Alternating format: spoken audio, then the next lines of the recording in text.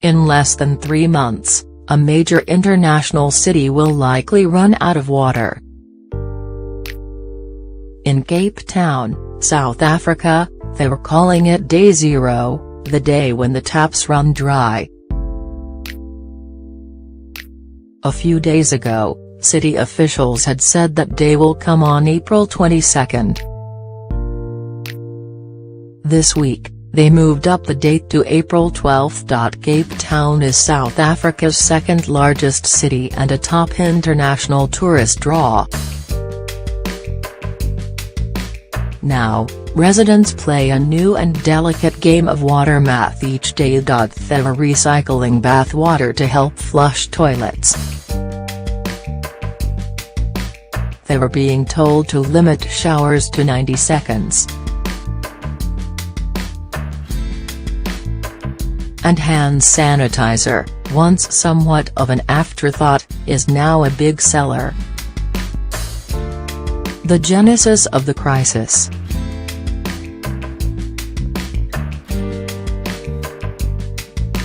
So how did this happen?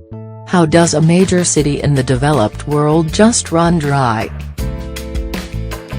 It's been a slow-motion crisis, exacerbated by 3 factors conspiring together.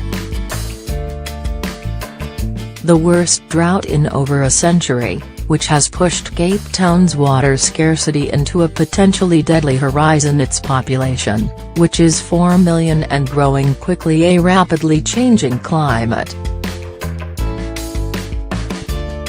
Even with the predicament they find themselves in, residents haven't dropped their water use significantly, said Patricia de Leeuw, Cape Town's mayor. The city has lowered the water pressure in their mains to help stretch the water supply. But usage is still 86 million litres above its target goal. It is quite unbelievable that a majority of people do not seem to care and are sending all of us headlong towards Day Zero, a statement from the mayor's office said. We can no longer ask people to stop wasting water. We must force them.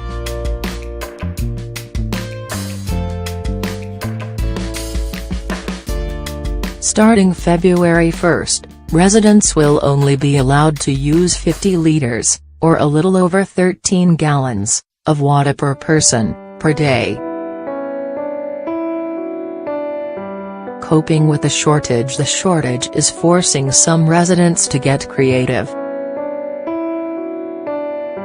Alistair Coy, who's vacationing in Cape Town from the United Kingdom, strains the water that's left over from boiling potatoes into a bucket for things like washing clothes. Anne Verbist recycles her tap water to tend to her plants. We catch all water from the tap to wash hands and dishes and use it for the plants, she said. But creativity is also creating problems. People are buying anything that can hold water, said resident Richard Stubbs. No buckets, no gas cans, or drums are in stock. So people are buying bins, vases and large storage boxes. Then, some of them are filling them up with water from the city supplies, further feeding the water crisis. Worries about drinking water. Verbist, and several other residents, said that while they use tap water for household needs, they are reluctant to drink it. They claim it is fine to drink, but the kids were having tummy issues, she said. So now, she and her family trek to the Newlands Spring to get their allotted liters of water twice a month. They tried to replenish their drinking water reserves Monday, but the line was just too long. They went back to the next day.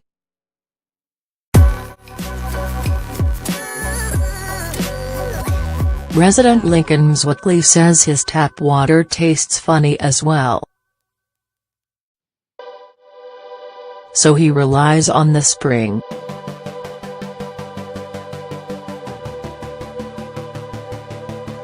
Many neighboring communities have started depending on it, he said.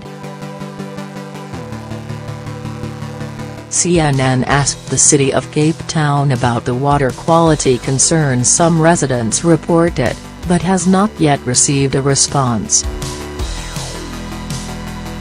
Long lines and bare essentials. It's not lost on residents. Day zero is fast approaching.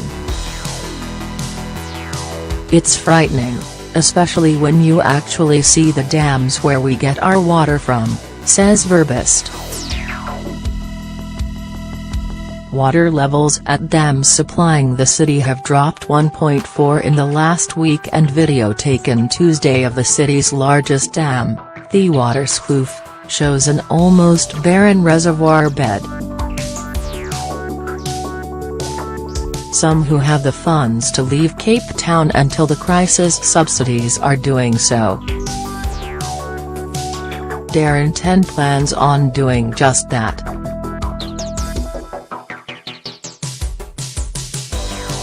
Basically, everyone I know who is in the position to be able to leave is doing so, he says. The consensus is that everyone who can get out of town should do so in order to help lessen the burden. But there are those who can't, the elderly, disabled and the impoverished. They don't have the money to buy water, Verbist told CNN. It's been a hard transition because a lot of Capeonians aren't understanding how we got to this point when the municipality was well informed that we would experience a drought, says Mzwakli. There are a lot of angry people and not enough answers on how this is going to be resolved.